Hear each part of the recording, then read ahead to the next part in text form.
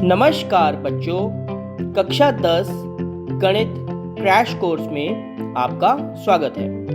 आज हम अध्याय 9 त्रिकोणमिति के कुछ अनुप्रयोग शुरू करने जा रहे हैं। तो आइए शुरू करते हैं। तो बच्चों, हमने पिछले यूनिट 8 में कुछ त्रिकोणमितीय अनुपात पढ़े थे। Sine theta, cos theta, tan theta, cosecant theta, secant theta और कॉट थीटा।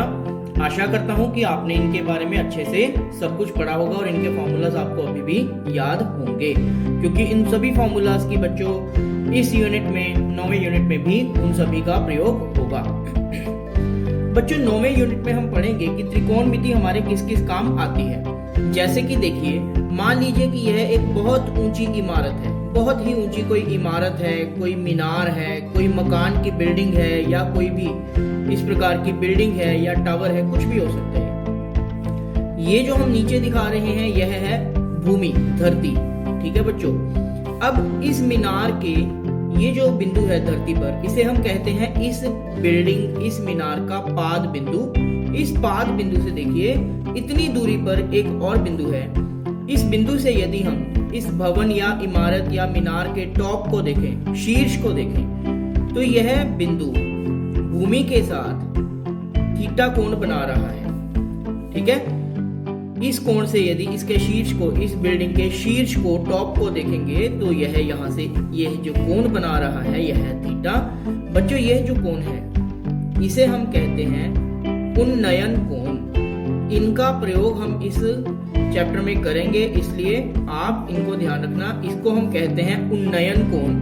उन्नयन कोण का मतलब धरती पर किसी बिंदु से किसी भी बिल्डिंग, पेड़, इमारत, मीनार के टॉप का या किसी भी बिंदु का जो देखने पर यह धरती के साथ जो कोण बनेगा इसे हम कहते हैं उन्नयन कोण। और बच्चों, इसी प्रकार से मान लीजिए कि हमारे पास एक बिल्डिंग है इस प्रकार से।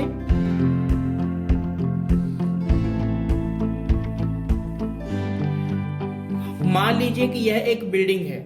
कोई व्यक्ति इस बिल्डिंग के यहाँ शिखर पर, यहाँ शीर्ष पर या किसी बिल्डिंग की खिड़की पर इस प्रकार से बैठा है और वह दूर धरती पर किसी एक बिंदु पर कोई वस्तु है, कोई चूहा, बिल्ली है या कुछ भी, उसे देख रहा है। तो देखिए बच्चों, ये जो अब मैं बना रहा हूं,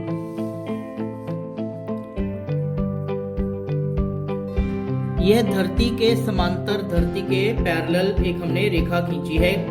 ठीक है, यह धरती के समांतर है। तो यहाँ जो व्यक्ति बैठा है, जो इस बिंदु को देख रहा है, जो कि इस बिल्डिंग से थोड़ा दूर पर है, धरती के समांतर इस लाइन से इस लाइन का ये जो कोण है इसे हम कहते हैं अवनयन कोण।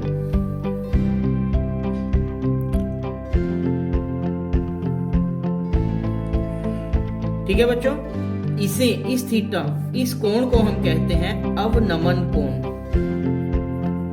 अवनमन कोण। और बच्चों, हमने पढ़ा है समांतर रेखाएं हैं, यह तिर्यक रेखा है, तो यह जो थीटा होगा यह इसके बराबर होगा। ये एकांतर अंतःकोण बन जाते हैं। तो हमने कभी ये नहीं लेना, लेकिन ये याद रखना कि यह जो अवनमन कोण था यह इस त्रिभुज बने के अंदर इस कोण के बराबर होता है। तो बच्चों, उन्नयन कोण और अवनमन कोण में क्या फर्क है?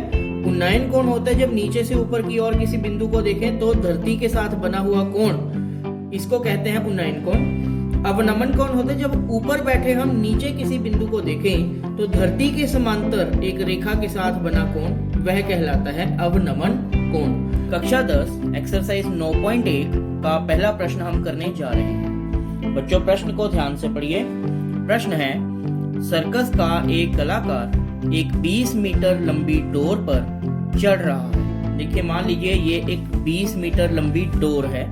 सर्कस का कलाकार है जो यहाँ से ऊपर की ओर चढ़ने का प्रयास कर रहा है, जो अच्छी तरह से तनी हुई है यानी खींचकर बांधी हुई है ये, और भूमि पर सीधे लगे खंभे को शिखर से बंधा हुआ है। यह भूमि है बच्चों। ये जो नीचे होगा हमेशा इसको हम भूमि मानते हैं, और यह एक सीधा खंबा लगा हुआ है।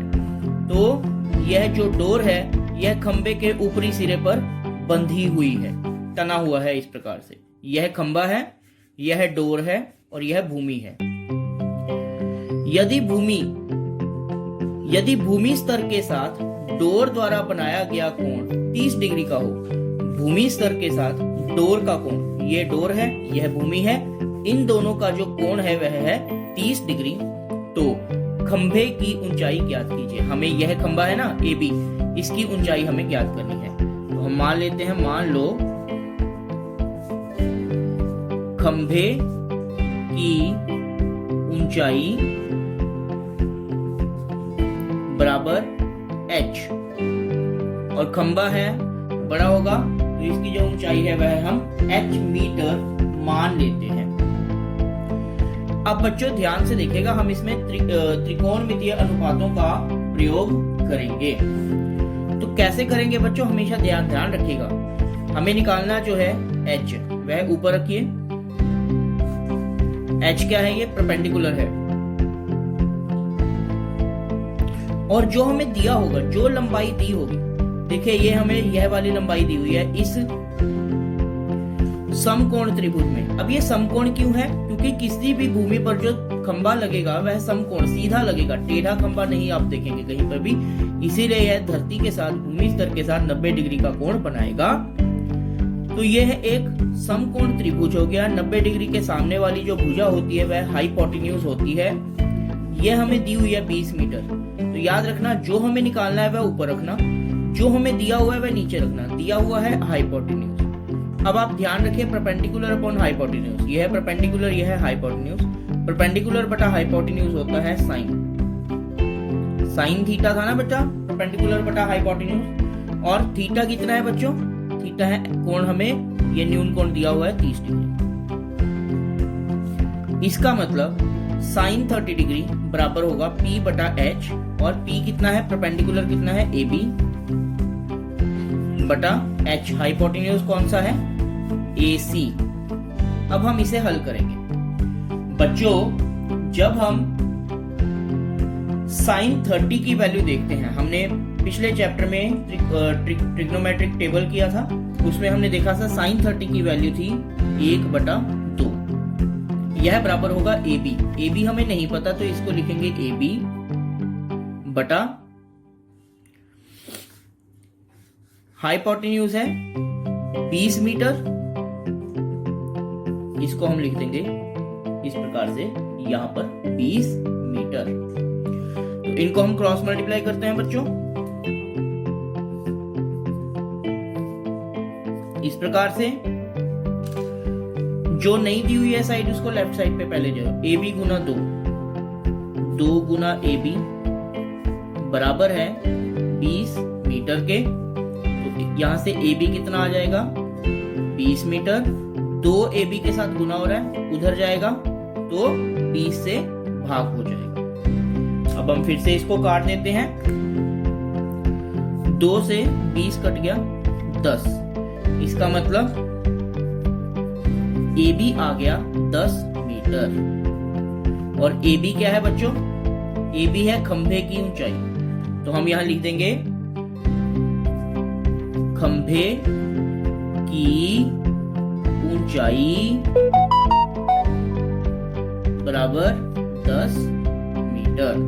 यही हमारा उत्तर है। तो बच्चों देखा आपने, यही त्रिकोणमितीय अनुपातों का प्रयोग है कि हम त्रिकोणमितीय अनुपात के द्वारा, कि अभी तो हमने सिर्फ एक खंबे की ऊंचाई पता की, हम किसी पेड़ की, बड़ी बड़ी इमारतों की ऊंचाई या उनकी किसी जगह से दूरी, इस प्रकार के जो कैलकुलेशंस हैं वो हम त्रिकोणमितीय अनुपात के साथ कर सकते हैं। एक्सरसाइज 9.1 का 6वां प्रश्न हम करने जा रहे हैं। प्रश्न है, 1.5 मीटर लंबा एक लड़का 30 मीटर ऊंचे एक भवन से कुछ दूरी पर खड़ा है।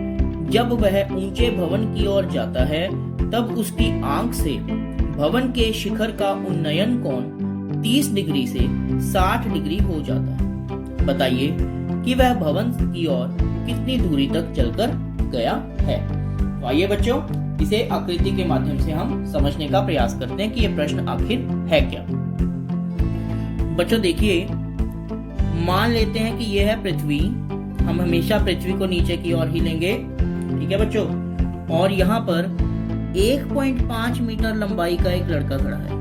बच्चों आमतौर पर कभी ऐसे किसी चीज की लंबाई दी होगी, किसी लड़के की या किसी की, तो हमें वो मेंशन करनी है, हमने उसको इग्नोर नहीं करना। नॉर्मली पिछले क्वेश्चंस में आपने देखा होगा भूमि पर एक बिंदु से, तो हम भूमि पर ही बिंदु लेते हैं, परंतु यहाँ लड़के की लंबाई 1.5 मीटर दी गई है, तो हमने यहाँ लेनी है।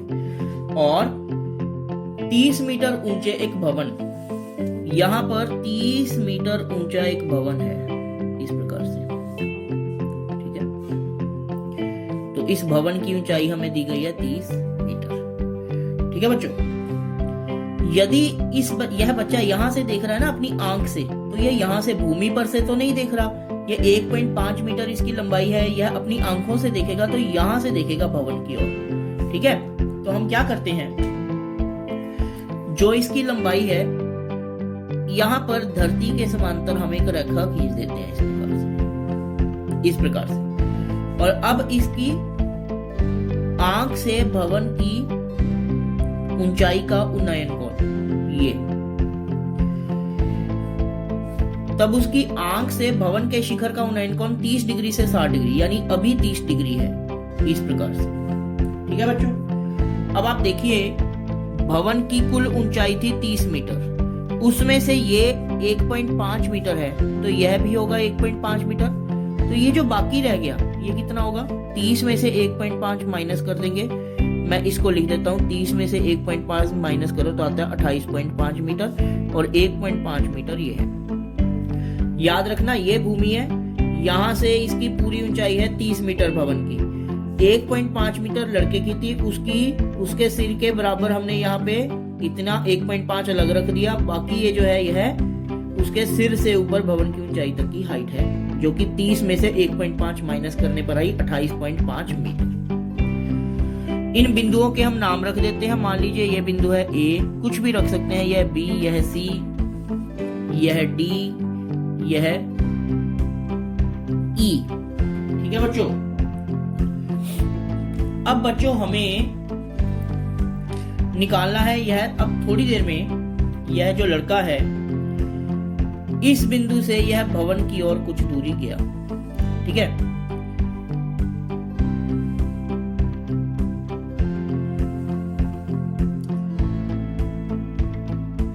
मान लीजिए यह यहां तक आ गया, तो अब इसकी आंख से भवन की शिखर का उन्नयन कोण यह जो है यह 60 डिग्री हो गया, ठीक है बच्चों। हमें निकालना है यह, इस बिंदु का नाम हम रख देते हैं F। हमें निकालना है यह कितनी दूरी चलकर गया, EF हमें निकालना है। तो बच्चों कैसे निकलेगा, सबसे पहले हम लेंगे यह पूरा त्रिभुज ABE, यह पूरा त्रिभुज इन ट्राइंगल ABE। देखिए ये अब हम DC की तो बात ही नहीं कर रहे, हम सिर्फ इस त्रिभुज की बात करेंगे, ठीक है बच्चों।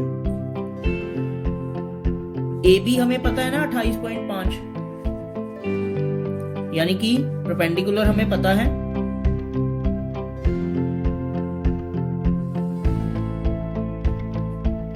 और बेस है यह पूरा BE। हम इस त्रिभुज की बात नहीं कर रहे, हम इस पूरे त्रिभुज की बात कर रहे हैं, तो इसमें बेस होगा BE, यानी बेस परपेंडिकुलर पर बेस होता है tan थीटा, और थीटा अभी है 30 डिग्री।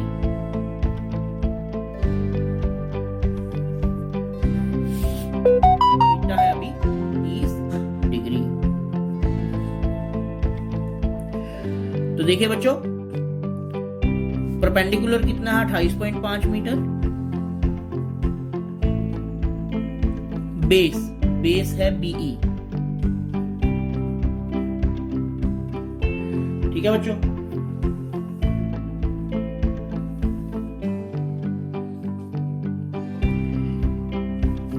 tan 30 की जो वैल्यू होती है बच्चों, वो होती है 1/√3। यहां से आया 28.5 मीटर। अब बच्चों देखिए BE किसके बराबर है, BF प्लस FE।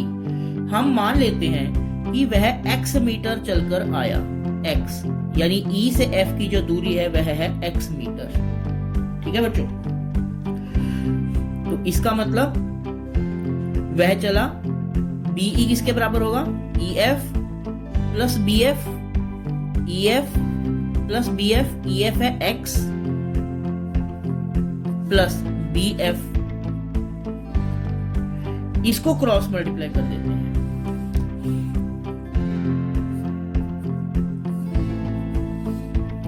तो BF प्लस x जब एक के साथ गुना होगा तो ये बन जाएगा x प्लस BF बराबर है 28.5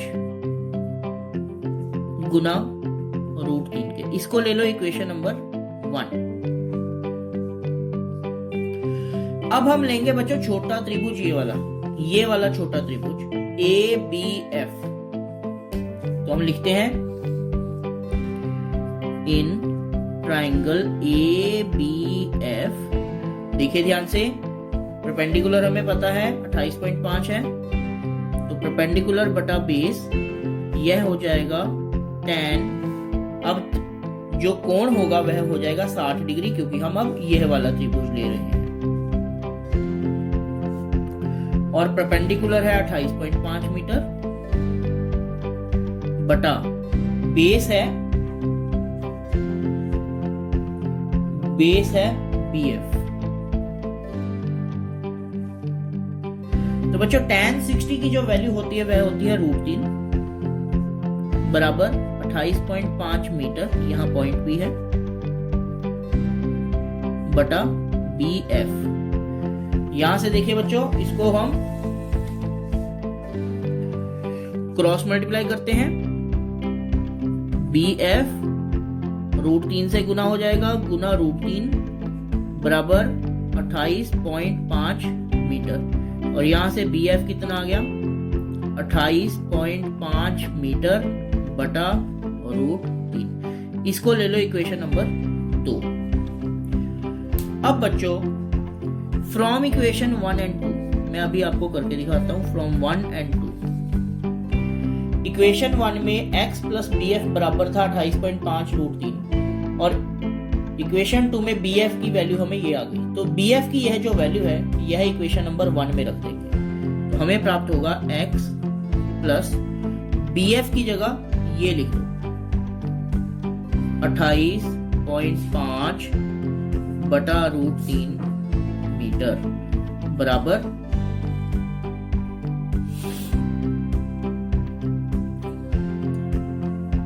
28.5 √3। अब यह एक इक्वेशन बन गई है, इसे हमने हल करना है। आइए देखते हैं कैसे हल होगा ये।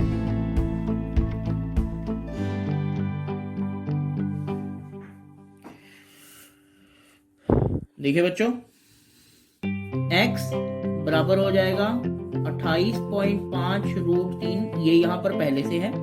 यह जो रकम है यह x के साथ प्लस हो रही है, उधर जाएगी तो क्या हो जाएगी बच्चों, माइनस हो जाएगी, सॉरी बटा √3। आइए हम इसे हल करते हैं। इसके नीचे कुछ नहीं है तो लघुत्तम है 1, x बराबर √3 और 1 का लघुत्तम आ गया √3। √3 को 1 से भाग किया, √3 जब इससे गुना होगा तो ये बन जाएगा 28.5 √3 गुना √3 3, तो यह इससे गुना होगा, माइनस √3 को √3 से भाग किया 1 को 28.5 से गुना किया तो ये आ गया 28.5। अब बच्चों इसे हम हल करेंगे यहां पर, मैं इसे आगे यहां पर इसे हल कर देता हूं। अब हम क्या करेंगे बच्चों, देखिए x बराबर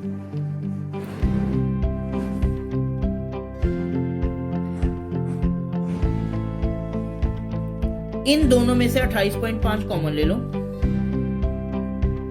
तो यहां से बचा 3 माइनस 28.5 कॉमन चला गया तो बाकी बच गया 1 बटा नीचे है √3। ये आ गया 28.5 गुना 3 में से 1 निकाला 2 बटा √3, जो कि आ जाएगा 28.5 को 2 से गुना करने पर आएगा 57/√3। अब बच्चों आपको ध्यान है, हमने पहले भी कहा था कभी भी √3 नीचे हर में नहीं छोड़ना, इसका परिमयकरण करना पड़ेगा। तो देखिए 57/√3, रूट के नीचे 3 है तो इसको ऊपर नीचे √3 से ही गुना कर देंगे। ऊपर आ जाएगा 57 गुना √3 बटा नीचे आ जाएगा √3 गुना √3 3। तो देखिए 3 से 57 कट जाएगा, 19 दिया 57। 3 से 3 नहीं काटना क्योंकि ये 3 है, ये √3 है, ये आपस में नहीं कट सकते। तो इसका अर्थ क्या है, x कितना आ गया 19 √3 बटा कुछ नहीं है। ठीक है बच्चों, तो x की वैल्यू आ गई 19 √3। और बच्चों x क्या था, x था E से F की दूरी, यानी जो उस लड़के ने E से F की दूरी तय की थी। तो इसका मतलब प्रश्न था वह भवन की ओर कितनी दूर तक गया, हम लिखेंगे वह भवन की ओर 19 √3 मीटर गया। ठीक है बच्चों, तो बच्चों देखिए इस प्रश्न में हमें दिया गया था 1.5 इसकी हाइट है, तो हमने 30 में से 1.5 माइनस करके यह ऊपर वाला ले लिया। उसके बाद इसको ये नीचे डी और सी को हमने देखना ही नहीं है। फिर हमारे पास ये दो त्रिभुज बन जाएंगे, एक यह है छोटा और एक यह बड़ा।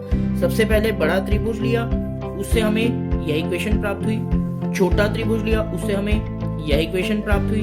दोनों इक्वेशनों का प्रयोग करके हमने x की वैल्यू निकाली और x जो था वही था उसकी दूरी जो उसने तय की थी। तो बच्चों ये था अध्याय 9 त्रिकोणमिति के कुछ अनुप्रयोग। आशा करता हूँ इस वीडियो के माध्यम से आपने त्रिकोणमिति के कुछ अनुप्रयोग अध्याय के बारे में बहुत अच्छे से सीखा होगा। धन्यवाद।